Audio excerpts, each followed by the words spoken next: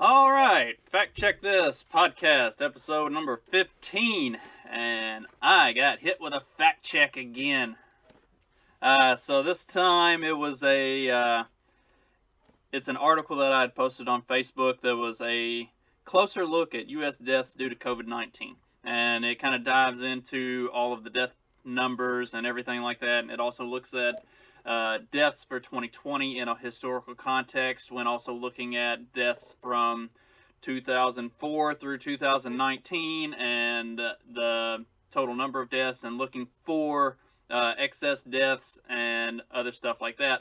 And to kind of give the abbreviated version of the article, what it more or less boils down to is in the last 15 years, the total death count that we've seen for 2020 hasn't had a significant rise over the total death counts of, say, 2006, 2012, 2018, 2019. Like, it's all been relatively, as far as like natural death tolls go, it's all been relatively the same. So what they look at in the article is they try to look at different categories like heart disease, cancer, stuff like that, like the specific causes of death, because you would expect to see, you know, if there was an excess number of deaths being caused due to COVID 19, all of those things are still normal causes of death that,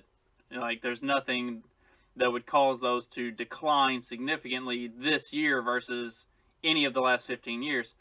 And instead of those numbers staying relatively the same like they should, they have all taken significant dips this year. And really what it boils down to is there is not an excess number of deaths total. Like the death count, even especially amongst the elderly community that are the most at risk for COVID exposure and death tolls, even amongst the elderly community, there hasn't been an excess amount of death. Uh, it's all remained relatively flat from historical perspective, looking at the last 15 years. Except in the case of, if you look at heart disease, cancer, like the comorbidity stuff, the stuff that is actually killing people, all of those categories have declined significantly in 2020, and it's all being attributed to COVID. So what the article more or less says is that it's not that COVID is this like just ungodly murderous disease that's wiping people off the planet. People are dying at pretty much the same rate that they have been for the last 15 years, but it's all being attributed to COVID, and it's not being attributed to the normal causes that it would be attributed to. And so it skews the numbers and it creates this appearance of COVID being some like horrific killer when really it's just the normal death rate that happens every year anyway. So I got fact checked for posting this because it's missing context. The information was checked in another post by independent fact checkers, and they say that it's wrong. And they are full of shit. So if you click on the CY and you open up the actual link to the story that says that this is wrong, the fact checkers rely on their headline as much as any other news source in quotation marks, relies on a catchy headline. And if you actually open the fact checker article and look at it, they don't actually disprove anything. They don't disprove a single thing. They parrot back certain things, and they claim that this was proven false, but nowhere do they actually provide any evidence that proves it false. Like, and that's what I really want to focus on for this, for the time being. I'll talk about the COVID stuff later and all the insanity that is COVID and the fact that it's Jesus Christ 8 months later and we're still talking about this. I'll talk about that later, but what I really wanted to focus on was this fact checker bullshit, because really what it is it's, and I've said this multiple times, it's preying on the stupidity and the laziness of the average American, the average person in general. The headline for the fact check says that the Johns Hopkins student paper was retracted, but then when you actually open it up and look at the story itself, the only people that retracted the student paper was the website that conducted the fact check. Like, yeah, you're censoring the content, and then you get to be the fact checker who says that this is false because it was retracted, but you're the one that retracted it to begin with. Do you not see how that is problematic? They don't. They really don't. They don't give a shit that it's problematic. Like, none of that actually matters to them. It's all a manipulation game, and it's all propaganda. And this is why this is why normal thinking individuals have gotten fed up with the government and have gotten fed up with mainstream media, because they are so blatantly dishonest with everything they say and do. Like, even with that, the fact check, there's some modicum of truth to it, because yes, that study was retracted somewhere on their own website, but nonetheless, it's truthful in that it was retracted from somewhere, but it's totally dishonest because they don't actually give you any of the context. Like, they say that it's missing context and that it's misleading. Their own fucking headline is missing context and misleading. It is a joke. And this is why people are getting so fed up and starting to move away from mainstream media and from everything that the politicians have to say about anything. Because there is no honesty, there's no sincerity, and there is absolutely no level of accountability for them to actually be honest or tell the truth about anything. Like, they can say whatever the fuck they want and they can get away with it because they have the monopoly. Like, whether you think it or not, whether you view the way that the mainstream media is set up as a monopolistic entity, because there are multiple different ones, they're all the same. They're all the exact same. ABC, NBC, CBS, CNN, MSNBC, they all run, and even to an extent Fox News. Like, Fox is getting on board with all of that just as much as all the rest of them are, to a lesser extent, but they're still doing it too. New York Times, the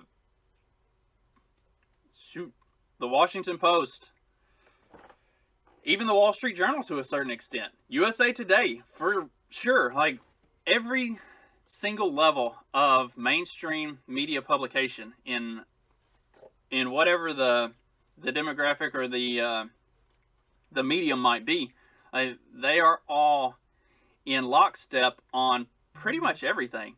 And if somebody says something that disagrees with what their narrative is that they're all driving, then they just say that that's misinformation, or they fact check it as misleading or false or missing context. And they're preying on the stupidity of people not to actually fact check the fact checkers.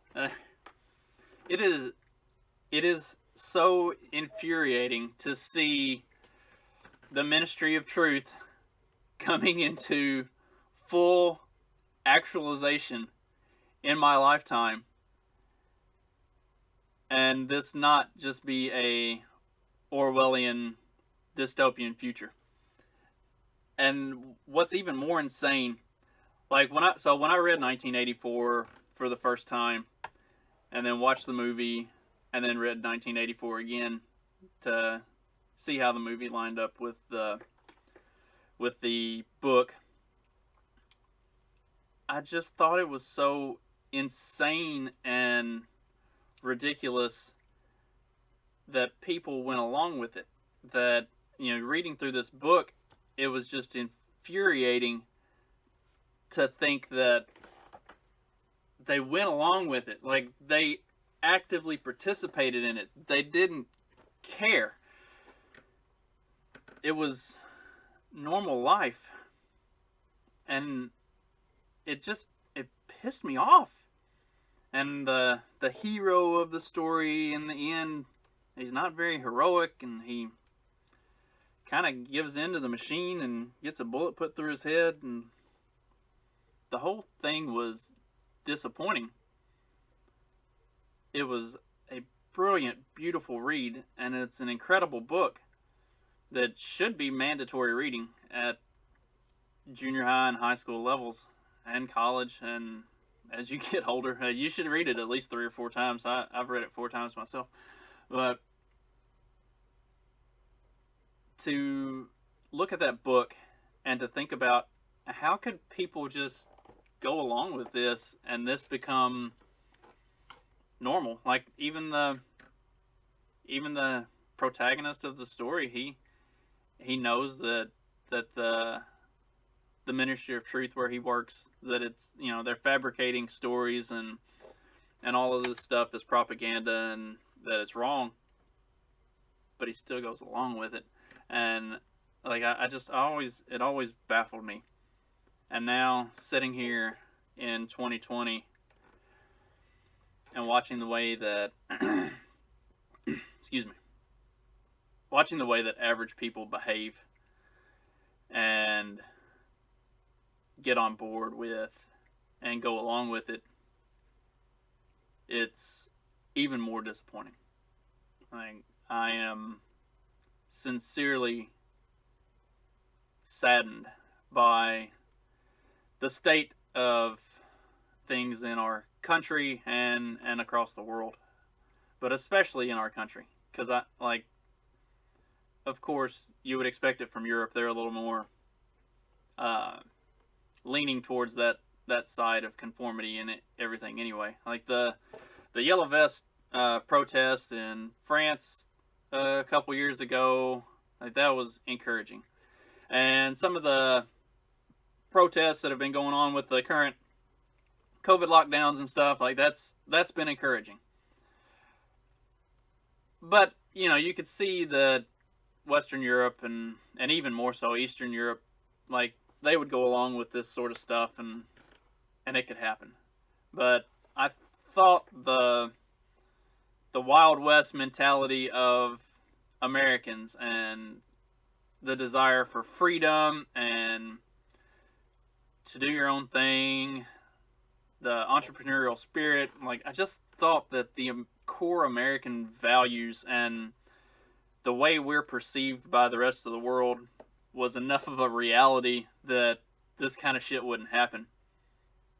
And that's the most disappointing thing of 2020 for me, is just how regular and normal people conforming to what is clearly corrupt and manipulative media and government has become.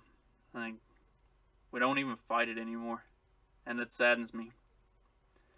And there are a lot of people who are ready to fight it, and I hope that movement grows to the point that there is no denying it, and when the fight does come, it's pretty lopsided. And I do think that it will be much more lopsided than not. And that's because a lot of the people who feel the way I feel and believe these sort of things tend to be more on the just go about life and do things as normal without trying to rock the boat or ruffle feathers. And everybody reaches a point where you can't take any more of it. And I think we're coming up on the can't take any more point pretty quickly. 2020 has definitely cut that fuse down and shortened it up a little bit. So it's coming. I'm interested to see what it looks like. And I hope everybody on my friends list is on my side on this, because I don't consider anybody on my friends list to be somebody that I would have to stand against on something like this. But there's going to be a dividing line coming pretty quickly. So, like I said, I was going to get into some of the COVID stuff, and I think this will be a pretty short section. I don't think I'll do a whole lot on the COVID stuff. It is getting kind of outrageous. The second round of lockdowns that they're trying to implement, and the pushback to that. The police departments and sheriff's departments that have just outright said they will not enforce the governor's executive orders and rules and restrictions and mandates on this stuff. There was a big win in the Supreme Court, saying that Andrew Cuomo could not shut down churches and synagogues. That was a violation of constitutional rights. That's a huge win. A huge win. It went 5-4, and the ones that you would expect voted as the 5 to shut it down. Of course, Roberts sided with the liberals. If anybody had any belief whatsoever that Justice Roberts is a Republican or a conservative, he has literally spent the last 6 years, 8 years, just shooting that theory in the back over and over again. Like that, the dude has decided. I wish we could see who is paying the Supreme Court justices, because I would be willing to bet he's on somebody's payroll and they're in deep on him. Like the way that, so it is interesting with Roberts. A lot of high profile cases that the Supreme Court rules on, he will side with the conservative judges. But almost anything that's like really high profile, big ticket item that's getting people's attention and it's going to be in the media and that's going to be seen and noticed, he almost always sides with the liberal judges. Somebody's deep into him to make sure that he goes the way that they want him to on these high profile cases. Because like I said, you can look at it for a large portion of the lower profile, run of the mill Supreme Court decisions that they, like cases and stuff that they look at, he will side with the conservative judges. Like I think he might actually be a more or less conservative judge, and on anything that's not getting attention, he votes he rules that way, he judges that way, he decides that way. But anything that's big, high profile, going to be out in the media where their names are going to be plastered all over it and it's going to be something that gets attention and coverage, he almost always goes to the left. Like he is.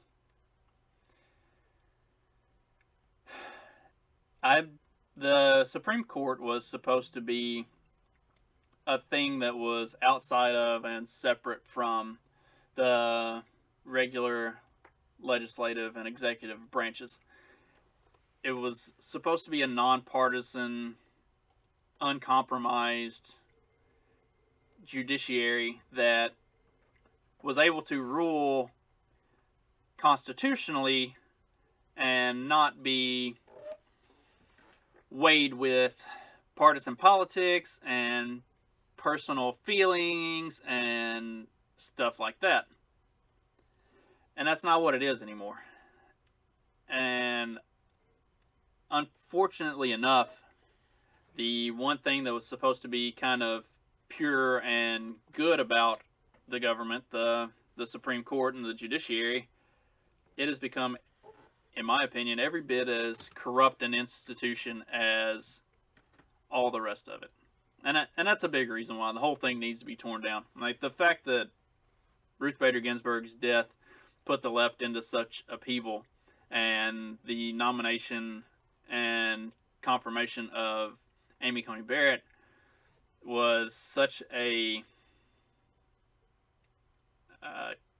controversial and important thing to so many people on both the right and the left, just goes to cement the fact that the Supreme Court has become something that it never should have been, and it's been given way too much importance. Just like the office of the presidency has been given way too much importance. Like, and it started, for whatever you want to say about it, it started with Bush and ramming through the Iraq War and going back to Afghanistan and all of that, like post 9/11. But it was even more further driven home by Obama with his, a pen and what the fuck ever, and using executive orders to basically rule in a monarchical fashion. And that's not what the office of the president was supposed to be.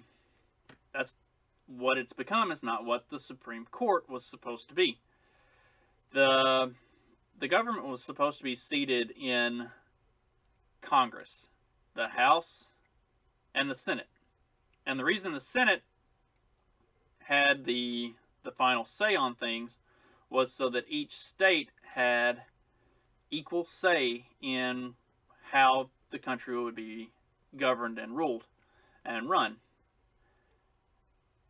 So that it couldn't be just a popularity contest in terms of total number of people from certain parts of the country. Because 4 million people in Los Angeles is not the same as 4 million people in Indiana. And the purpose of the Senate was to equal the playing field so that all of the states had a say that would be comparable, so that it could be done fairly, more or less, for everybody. And where we've kind of gotten is Congress is too chicken shit to actually do its fucking job. That's really what it boils down to. They refuse to vote or come up with reasonable, responsible legislation on things, and they end up kicking all this stuff to the Supreme Court and let the Supreme Court be the rulers of the land. Or they don't do anything, and then the president acts via executive order and gets to govern as a dictator. And it's why I've been saying for years now, and on this show specifically for as long as I've been doing it, that the whole thing needs to be torn down, because it's not good. It's not serving the purpose that it was meant to anymore. And Free Man Beyond the Wall, Pete Quinones, had an excellent interview. It was episode 503, and I really suggest that you go back and listen to it. They talk about the Civil War and kind of the way that the North and the South had divided over very specific governmental policies, and how that created the war. And what's really interesting about it is, if you look at it and listen to it and think really hard about it, you don't even have to think that hard about it, but if you look at it, it's a lot of the same stuff that's happening right now. And it really makes this idea of a secessionary movement seem much more realistic than what maybe even I had considered it, 2 or 3 months ago. Like, I knew a lot of that stuff about the Civil War, but I hadn't heard it explained in that level of detail and depth and real analytical breakdown. And it was really eye-opening. Like I said, I studied the Civil War. Like, I knew a lot about the Civil War, and I knew all of that stuff on the surface, but I hadn't put that level of attention to it like what those guys did. And it really kind of opens your eyes if you're willing to look at the past in comparison to the present, because those things always have to be looked at and compared going throughout history, because the past really does repeat itself. And if we aren't willing or able to look at it and learn from it and be open to the ideas that were presented in the past, then they're going to repeat themselves. And usually they repeat themselves even worse than what had happened the first time around. And that's what we're coming to, really. Because it all lines up very similarly. And it's going to reach that climax again very soon, probably. And I totally derailed from... I was going to talk about COVID. And fuck COVID. The numbers are there. Like, at this point, nothing about the lockdowns, nothing about the mandates, nothing about any of that makes any sense. Like, the orders that are being made are nonsensical. They don't have good logical value to them even. And it all goes back to the first half of this episode, talking about the ministry of truth and the way people have just caved and surrendered to this shit without good reason or without using their fucking brains. It just takes a little bit of brain, a little bit of common sense to look at this stuff and say, this is fucking insane. There's no way we should be letting them get away with this. Shouldn't be reporting your neighbors for having too many people over on Thanksgiving. You shouldn't be running around with a mask when you're outside and there's nobody within a half a mile of you. Like, if you're riding your bike, you shouldn't be wearing a fucking mask. If I see one more person driving in their car with their mask on, pull the mask down, take a hit off of their cigarette, blow the smoke out the window, and then pull the mask back up, I swear to God, I'm going to run this motherfucker off the road. You don't deserve to be on this planet anymore. You have reached the point of stupidity that you are offering nothing good. And that's what COVID has become. It's become the level of stupidity that nothing good is coming from it. And I think that's wrong. I think something really good is about to come from it. It's about to be full-on revolution, and I cannot wait. Let's get it on! It's revolution time. It's Monday. Hope you have a good week. I'll be back later in the week whenever I think of something else to talk about. In the meantime, go check out Peddling Fiction Podcast. Go check out the Lions of Liberty Podcast. Go check out Pete Quinonias and Free Man Beyond the Wall. Buck Johnson and Death to Tyrants. All these guys say all of this stuff a lot better than I do. So go check them out and stop listening to me. But if you want to, I'll probably be back tomorrow. Still working on trying to get some more interviews set up. I really enjoy doing interviews. I would much rather talk to somebody else than sit here and ramble myself. So, if you're listening to this and you're a friend of mine and you want to do an interview, hit me up. Let's do it. Have a good week, everybody.